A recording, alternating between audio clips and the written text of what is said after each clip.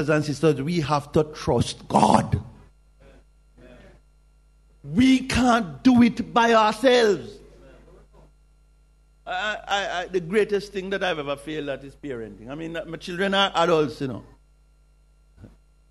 So it's not that. But I remember, I can tell you all of this. I don't know if they're watching either. That's the other trouble.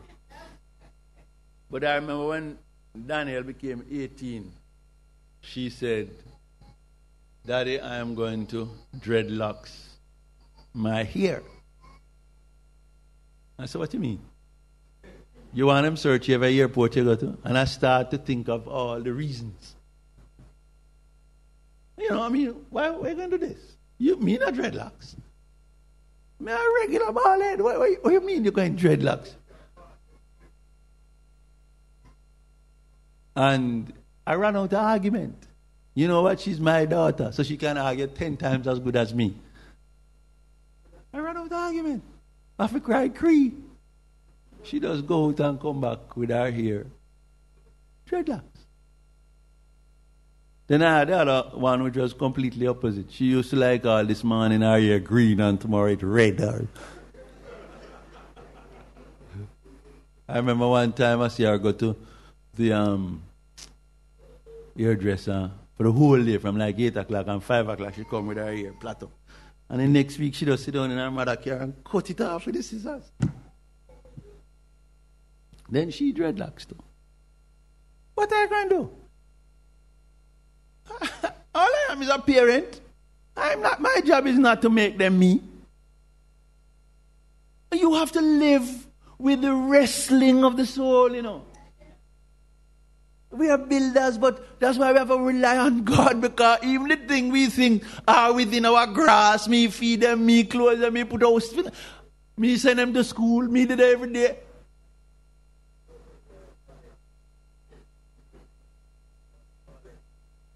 You have to, that's why you have to get up early and pray. You have to lean heavily on God, because all you are is human. You are frail. You fail. You fall. That's it. That's it. Don't you listen to anybody who tell them we can conquer the moon so we can conquer anything else. You can't even bishop your house. You go on moon if you want and come back. That's just traveling.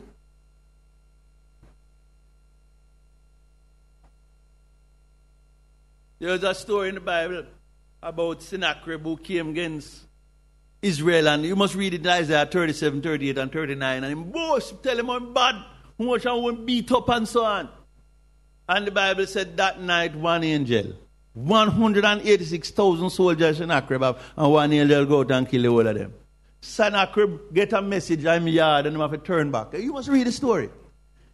And when him turning back, one of his son killed the other one. This big bad general, him son, him picnic, kill him brother. What him going to do? Listen, we are limited. We are limited. I don't say we can't do things, but I'm saying there are some things where we meet our match. The buck stop there so. And we have a cry cree. And we must live recognizing that and leaning heavily on God. The second point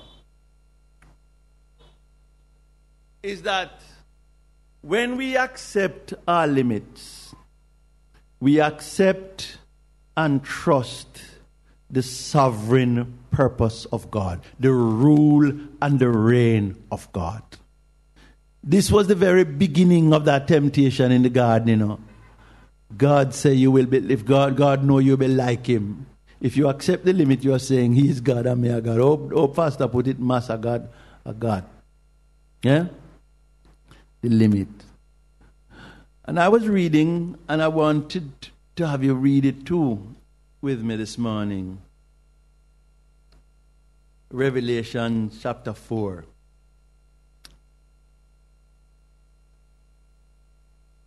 You know, I really planned to preach short this morning. I don't know what happened to the clock.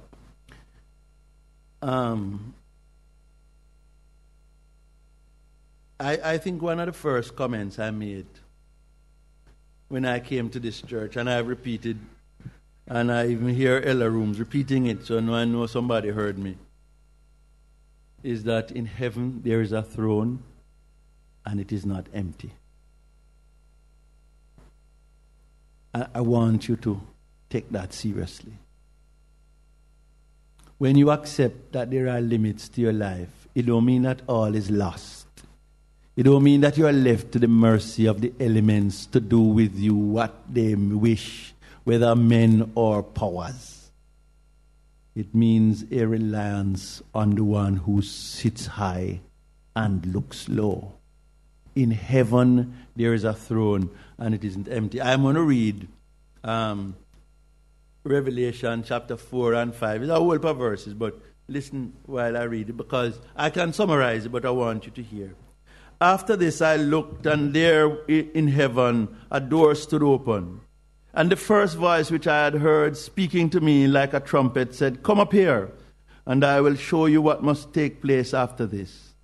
At once I was in the Spirit, and there in heaven stood a throne, with one seated on the throne. And the one seated there looked like jasper and carnelian. And around the throne is a rainbow that looks like an emerald. And around the throne are 24 thrones. And seated on the thrones are 24 elders dressed in white robes with golden crowns on their heads. Coming from the throne are flashes of lightning and rumblings and peals of thunder. And in front of the throne burn 7 flaming torches, which are the 7 spirits of God. And in front of the throne there is something like a sea of glass, like crystal. And around the throne on each side of the throne are 4 living creatures, full of eyes in front and behind. The first living creature like a lion, the second living creature like an ox, the third living creature with a face like a human face, and the fourth living creature like a flying eagle. And the 4 living creatures, each of them with 6 wings, are full of eyes all around and inside. Day and night without ceasing they sing, "Holy, holy, holy is the Lord Almighty, who was and is to come."